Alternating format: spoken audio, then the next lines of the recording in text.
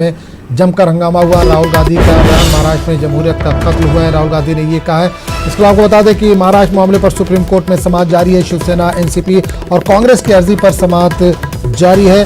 मरकज के वकील तुषार मेहता ने तमाम दस्तावेजात कोर्ट को सौंप दिए। तुषार मेहता ने गवर्नर का मकतूब भी सुप्रीम कोर्ट के हवाले किया है। चुनावी नताज में बीजेपी सबसे बड़ी पार्टी बनकर उभरी। तुषार मेहता ने यह भी कहा, 22 नवंबर को अजीत पवार ने हिमायत का मकतूब रवाना किया। अदालत को तुषार मेहता ने यह भी बताया और दस्तावेजात भी सौंपे। उन्होंने कहा कि अक्सरियत होने पर ही सदर राज हटा। शिवसेना की जानिब से कपिल सिब्बल की दलील की 22 नवंबर को 3 पार्टियों की प्रेस कॉन्फ्रेंस हुई। उद्धव को सीएम बनाने का ऐलान हुआ। कपिल सिब्बल ने यह कहा, गवर्नर ने अगली सुबह फडणवीस को हलफ दिला दिया। कपिल सिब्बल ने अदालत को यह भी बताया, हमें हुकूमत बनाने से रोकने की कोशिश की गई। कपिल सिब्बल ने अदालत को यह बताया कि हमें हुकूमत बनाने से रोकने की कोशिश की गई। उन्होंने कहा कि उद्धव को सीएम बनाने का ऐलान हो चुका था। गवर्नर ने अगली सुबह ही फडणवीस को हलफ दिला दिया, हमें हुकूमत बनाने से रोकने की कोशिश की गई।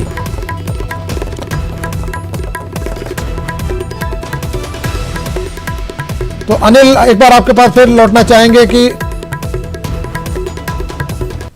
गवर्नर को लेकर जो सवाल हम पर बात कर रहे थे, गवर्नर ने अगले सुबह फडणवीस को ही दावत दे दी, जबकि एक दिन पहले शिवसेना ने यह ऐलान कर दिया था कि उसका सीएम होगा। उसके बावजूद इनको मौका नहीं दिया गया, बल्कि बीजेपी को मौका दिया गया और हलफबर्दारी भी करवा दी गई।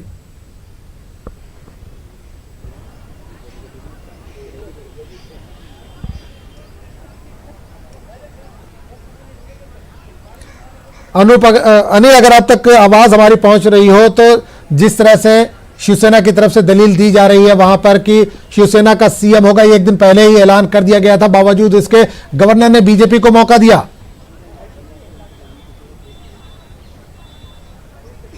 निश्चित तौर पर कपिल सिब्बल शिवसेना की तरफ से दलील रख रहे हैं और वो यह दलील के दौरान उन्होंने यह कहा है कि आखिर क्या कुछ ऐसी स्थिति आ गई थी, खासकर राष्ट्रीय आपदा की स्थिति जैसी आ गई थी कि 5:17 में राष्ट्रपति शासन को हटा लिया जाता है और 8 बजे शपथ ग्रहण करा दिया जाता है। यानी 5:17 से पहले ही सब कुछ इससे पहले हो जाता है और 5:17 में राष्ट्रपति शासन लगाया जाता है। उन्होंने यह भी कहा कि इससे पहले भी सुप्रीम कोर्ट ने फ्लोर टेस्ट के आदेश दिए हैं और उनको इस बार भी 24 घंटे के अंदर तत्काल फ्लोर टेस्ट के आदेश देने चाहिए। और उन्होंने यह भी कहा है कि जो सीनियर मेंबर प्रोटेम स्पीकर होता है, उसकी वीडियो रिकॉर्डिंग होती है, वो कोर्ट के आदेश को देना चाहिए। यानी इस तमाम बातों को लेकर यह बात उन्होंने यह कही है कि कपिल सिब्बल ने शिवसेना की तरफ से जो रिप्रेजेंट होते हुए उन्होंने कहा है कि जो फ्लोर टेस्ट है वो जल्द से जल्द कराया जाना चाहिए।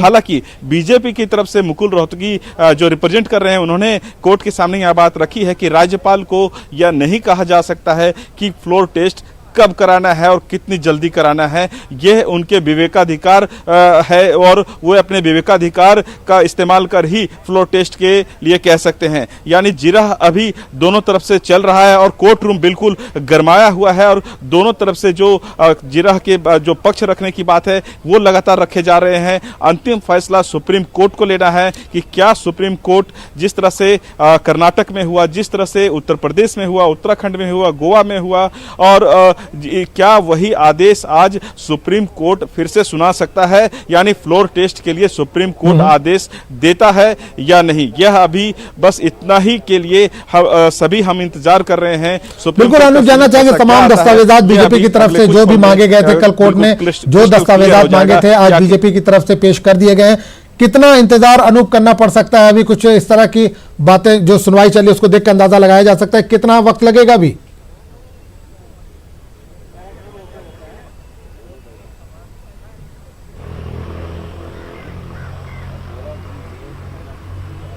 देखिए, जहां तक समय की बात है, मुझे लगता है कि अगले 10 से 20 मिनट में यह तस्वीर बिल्कुल साफ हो जाएगी कि सुप्रीम कोर्ट का फैसला क्या आता है। हालांकि सुबह हमने देखा जब मुकुल रोहतगी पेश हुए थे राज्यपाल के सेक्रेटरी की तरफ से, तो उन्होंने यह बात कही थी कि एनसीपी के विधायक दल के नेता अजीत पवार ने 54 विधायकों की जो लिस्ट है वो फडणवीस सरकार को सौंपी थी। उसमें उस सूची में 54 जो एनसीपी के विधायक है वो उसमें शामिल है वो देवेंद्र फडणवीस के साथ हैं और इस आधार पर देवेंद्र फडणवीस ने मुख्यमंत्री का और अजित पवार ने उप मुख्यमंत्री का शपथ लिया था। हालांकि कपिल सिब्बल इस पूरी प्रक्रिया पर ही सवाल उठा रहे हैं कि आखिर इतनी जल्दबाजी क्यों थी, क्यों 5:17 में ही राष्ट्रपति शासन हटा लिया गया और इससे पहले राष्ट्रपति शासन हटाने के लिए जो संस्तुति होती है, जो सिफारिश होती है, कब भेजा गया, ये तमाम चीजों को लेकर अभी जिरह चल रही है और अंतिम फैसले के लिए हमें अगले कुछ पल का इंतजार अभी करना होगा। चलिए, बिल्कुल आप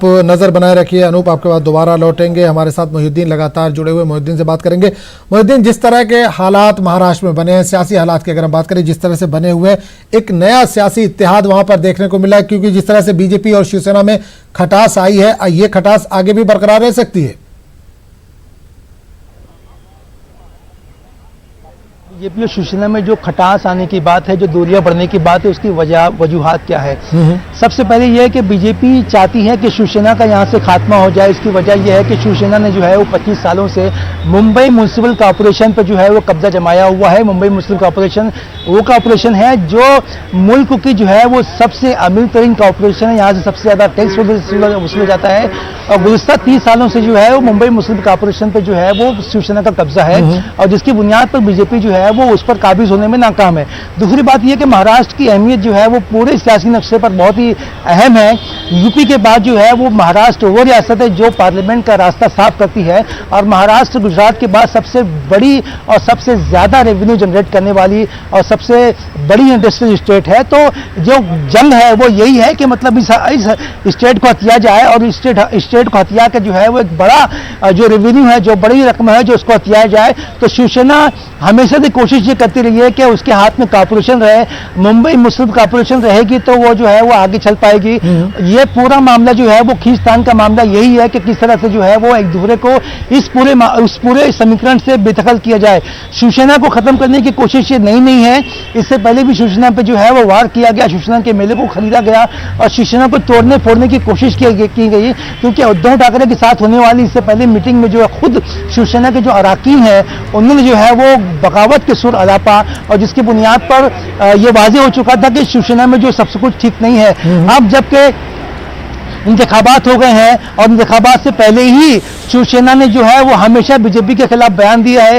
सामना के जो अदारिये जो है वो बीजेपी को तनकीद करते हुए दिखाई देते हैं। तो ये पूरा मामला इससे साफ होता है कि बीजेपी खुद चाहती है कि शिवसेना यहाँ से जो है वो कमजोर हो और शिवसेना खुद चाहती है कि बीजेपी यहाँ से जो है वो मजबूत ना पाए। अगर बीजेपी मजबूत होती है तो शिवसेना के लिए खतरा है, क्योंकि दोनों का एजेंडा एक ही है, दोनों जो है वो हिंदुत्व के मुद्दे पर काम कर रहे हैं। और आपने देखा होगा आजम कि जिस तरह से 1992 के बाद बाबरी मस्जिद की शहादत के बाद जो है वो शिवसेना का स्टैंड जो है वो तब्दील होता दिखाई दिया है। कभी शिवसेना जो है हिंदुत्व की बात करती है, कभी शिवसेना जो है वो बात करती है मराठी मानुस के हक में, उत्तर प्रदेश के आवाम के खिलाफ बात करती है।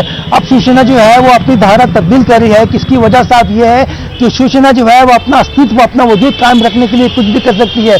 तारीख में किसी ने सोचा नहीं होगा कि हिंदुत्व की बात करने वाली और हिंदू राष्ट्र की बात करने वाली शिवसेना जो है वो बीजेपी से बगावत कर सकती है और सेकुलर विचार रखने वाली कांग्रेस भी एनसीपी के साथ जा सकती है। तो ये पूरा की पूरा जो मामला है, ये पूरा की पूरा नक्शा हमारे सामने जो आ रहा है वो ये है कि महाराष्ट्र की सियासत में तब्दीली दिखाई दे रही है। ये तब्दीली वाज़ेह है।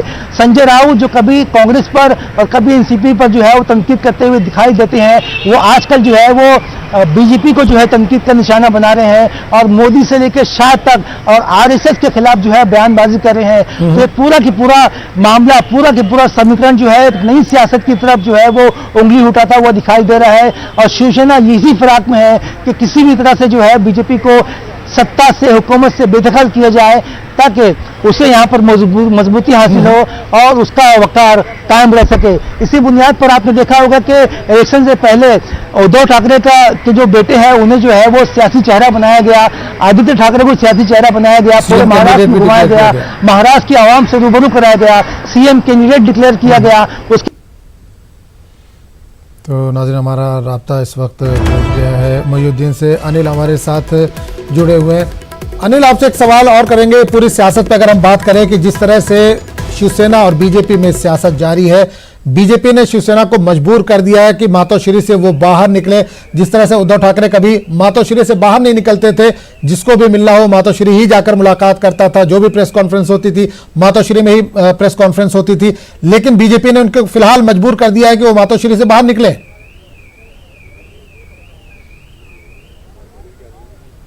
जी, निश्चित तौर पर जिस तरह से शनिवार के बाद घटनाक्रम बदला है, घटनाक्रम के बदलने के बाद जो सारी राजनीतिक पार्टियां जिस तरह से सुबह सुबह शनिवार को समाचार मिला और जो देवेंद्र फडणवीस और अजित पवार ने शपथ ग्रहण किया और इसके बाद शिवसेना और खास करके एनसीपी और खासकर कांग्रेस, ये तीनों काफी सक्रिय हो गए, क्योंकि ये माना जा रहा था, क्योंकि उससे एक पहले रात तक हम देखते हैं कि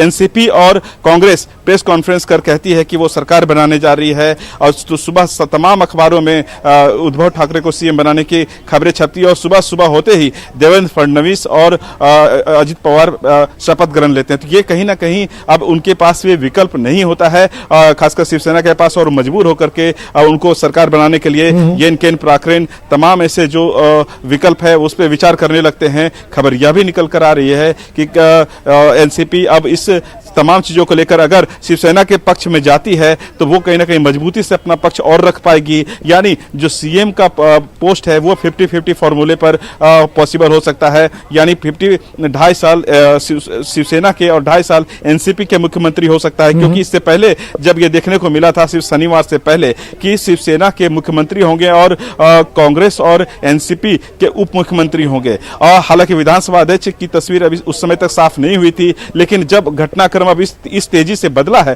तो ऐसे में शिवसेना के सामने अब कोई ऐसा विकल्प नहीं बचा है कि अगर उन्हें सरकार बनाना है तो ये 50-50 फॉर्मूले पर तैयार होना पड़ सकता है। और ऐसे में संभव है कि अगर एनसीपी अपने तमाम विधायकों को एकजुट करने में सफल हो पाती है या फिर जो 54 उनके विधायक है वो शिवसेना के साथ जाते हैं तो क्या ऐसी स्थिति में 50-50 फॉर्मूले पर तैयार होते हैं। रही बात अब अजित पवार की, जो अजित पवार लगातार ये दावा कर रहे हैं कि तमाम एनसीपी के जो विधायक हैं वो उनके साथ हैं और वो फडणवीस के साथ सरकार उन्होंने बनाया है। तो ऐसे में ये देखना होगा कि फ्लोर टेस्ट में क्या कुछ निकल कर आ पाता है, क्योंकि हमने यह भी देखा कि शरद पवार जो एनसीपी प्रमुख है उनके नेतृत्व में कल जब बैठक हुई थी उसमें तमाम विधायक पहुंचे थे और उन विधायकों ने भी वहां पे बैठक में यह बात रखी है, जो सूत्र बताते हैं कि वो एनसीपी के साथ हैं और शरद पवार के साथ है। तब ये देखना होगा कि पवार वर्सेस पवार का जो ये वॉर है वो किस करवट लेता है और क्या वो बीजेपी की तरफ होता है या शिवसेना की तरफ। ये अभी फ्लोर टेस्ट में ही हालांकि स्पष्ट हो पाएगा। दावा कोई कुछ भी करे, लेकिन ये फ्लोर टेस्ट में ही तस्वीर साफ होगी। बिल्कुल फ्लोर टेस्ट की लगातार हम बात कर रहे हैं, कपिल सिब्बल ने भी और मनोज सिंघवी ने भी लगातार ये दलील दी है कि फ्लोर टेस्ट जल्द से जल्द होना चाहिए। तो कोर्ट कब तक फैसला दे सकता है, क्या कोर्ट इनके हक में फैसला दे सकता है फ्लोर टेस्ट को लेकर? मनोज सिंघवी ने भी इसकी अपील की है कोर्ट से।